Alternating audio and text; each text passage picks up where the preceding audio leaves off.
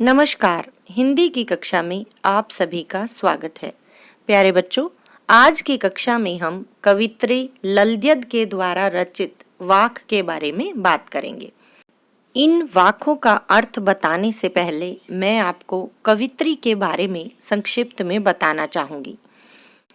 कश्मीर की लोकप्रिय कवित्री ललद्यद का जन्म 1320 के लगभग कश्मीर के पंपोर के सिंपोर गांव में हुआ।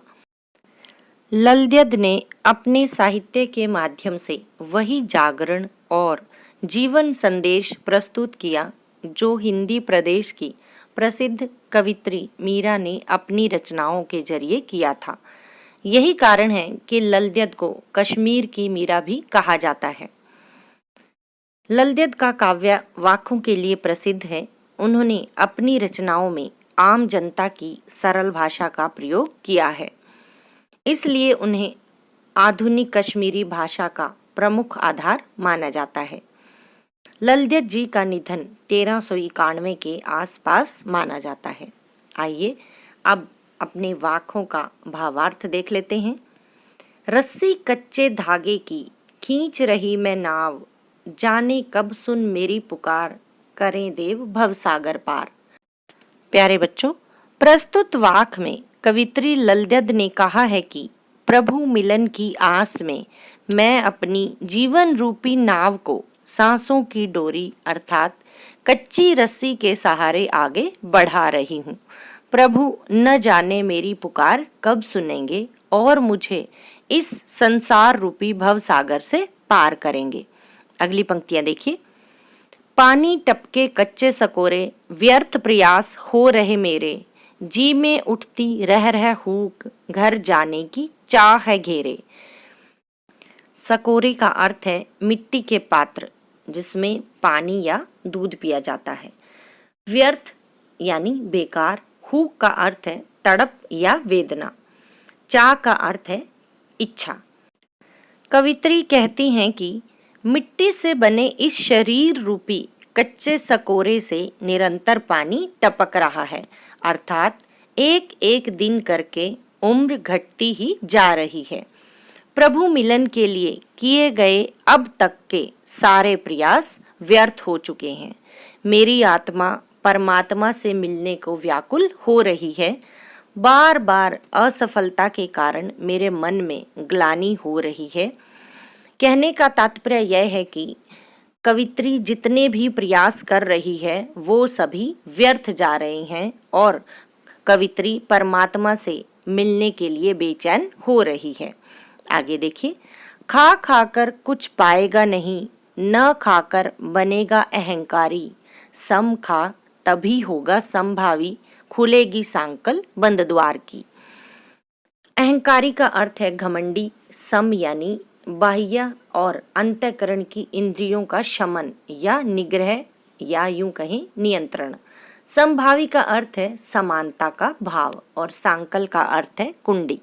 प्यारे बच्चों, प्रस्तुत पंक्तियों में कवित्री ने हृदय को अहंकार मुक्त एवं समानता के भाव से परिपूर्ण बनाने का संदेश देते हुए कहा है कि केवल और केवल भोग उपभोग में लगे रहने से कुछ प्राप्त नहीं हो सकता। इससे व्यक्ति स्वार्थी बन जाता है और यदि भोग का सर्वथा त्याग कर दिया जाए तो मन में त्यागी होने का अहंकार पैदा हो जाता है। यह स्थिति और भी भयानक होती है क्योंकि अहंकार विनाश का कारण है। आगे कहती हैं, सम खा तभी होगा संभावी, खुलेगी सांकल बंद द्वार की। इन पंक्तियों में कवित्री ने बीच का रास्ता सुझाते हुए कहा है कि हमें भोग करना चाहिए किंतु न के बराबर, और त्याग भी अवश्य करना चाहिए किंतु सीमा से परे नहीं। तात्पर्य यह है कि हमें त्याग पूर्वक भोग करना चाहिए, अर्थात भोग और त्याग के बीच समानता रखनी चाहिए। इस समानता के कारण हमारे अंदर समभाव उत्पन्न होगा जिससे हमारे हृदय में उदारता का आविर्भाव होगा। जैसे ही हमारे अंदर उदारता आएगी, हमारे अंदर के स्वार्थ, अहंकार एवं जो हमारे हृदय में संकीर्णता है वो खत्म हो जाएगी, समाप्त हो जाएगी। हमारा हृदय अपने पराये के भेद से ऊपर उठ जाएगा और जिससे परमात्मा से मिलने के सभी द्वार हमारे लिए खुल जाएंगे। अगली पंक्तियां देखिए। आई सीधी राह से गई न सीधी राह, सुषुम सेतु पर खड़ी थी, बीत गया दिन आह, जेब टटोली कौड़ी न पाई, माझी को दूं क्या उतराई। राह का अर्थ है रास्ता, सुषुम सेतु का अर्थ है ईड़ा और पिंगला नाड़ी को जोड़ने वाली नाड़ी अर्थात सुषुम्ना नाड़ी। टटोली का अर्थ है खोजना, कौड़ी यानी मूल्य। माझी का अर्थ है नाविक, पर यहाँ पर माझी ईश्वर के लिए प्रयुक्त किया गया है। उतराई का अर्थ है नाविक को नदी पार करने पर दिया जाने वाला शुल्क। प्यारे बच्चों, इन पंक्तियों में कवित्री के मन का पश्चाताप उजागर हुआ है।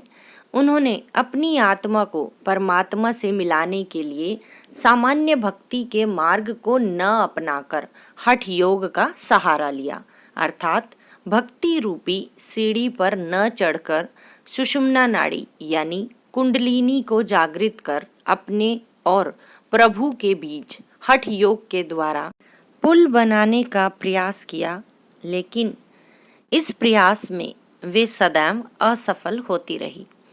इसी प्रयास में धीरे धीरे उनकी उम्र बीत गई। जब तक उन्हें अपनी गलती का एहसास हुआ तब तक उनके जीवन की संध्या हो चुकी थी, अर्थात अब मृत्यु की घड़ी निकट आ चुकी थी। अब कुछ करने का समय उनके पास शेष नहीं था।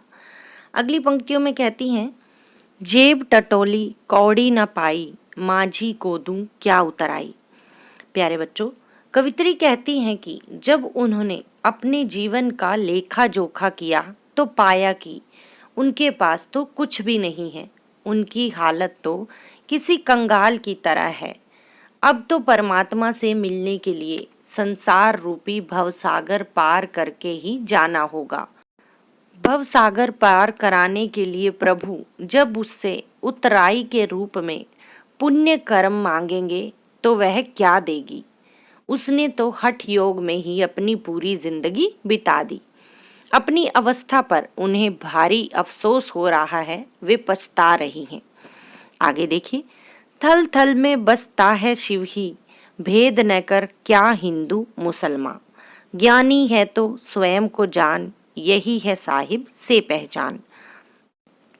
प्रस्तुत वाक में कवित्री कहती हैं कि ईश्वर तो सर्वव्यापी हैं, वो प्रकृति के कण कण में विद्यमान हैं, अर्थात भगवान प्रत्येक व्यक्ति के अंदर है।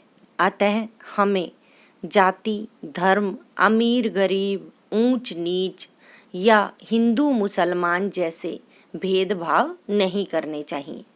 वे कहती हैं कि जिसे आत्मा का ज्ञान हो गया उसे परमात्मा का ज्ञान स्वतः ही हो जाएगा। उनके अनुसार आत्मज्ञानी परमात्मा से साक्षात्कार कर लेता है। आत्मा में ही परमात्मा का वास है, अतः स्वयं को जानना ही ईश्वर को जानना है। आज के लिए बस इतना ही। धन्यवाद।